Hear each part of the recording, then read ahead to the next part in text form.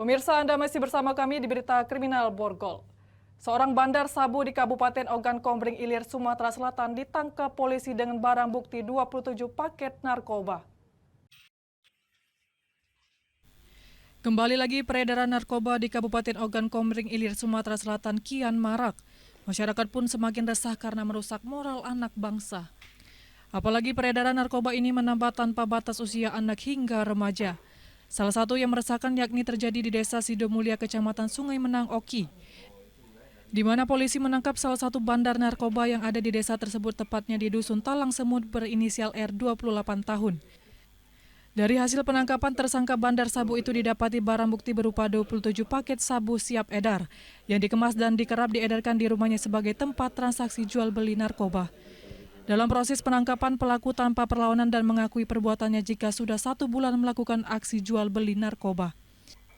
Kini pelaku dan barang bukti sudah digelandang ke Mapores Oki untuk proses lebih lanjut. TKP itu di Desa Sidomulyo, Kecamatan Sungai Menang, Kabupaten Oki. Untuk harinya hari Selasa tanggal 14 Mei 2024, kiranya jam 11.30. Untuk yang diamankan yaitu inisialnya A,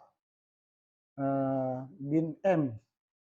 Jadi usianya 28 tahun, untuk pekerjaan wira swasta. Guna mempertanggungjawabkan perbuatannya, pelaku akan dijerat pasal 114 ayat 1 dengan ancaman kurungan 5 hingga 20 tahun penjara dan pasal 122 ayat 1 dengan ancaman kurungan 4 hingga 12 tahun penjara. Dari Ogan Komering Ilir, Fitriadi, iNews melaporkan.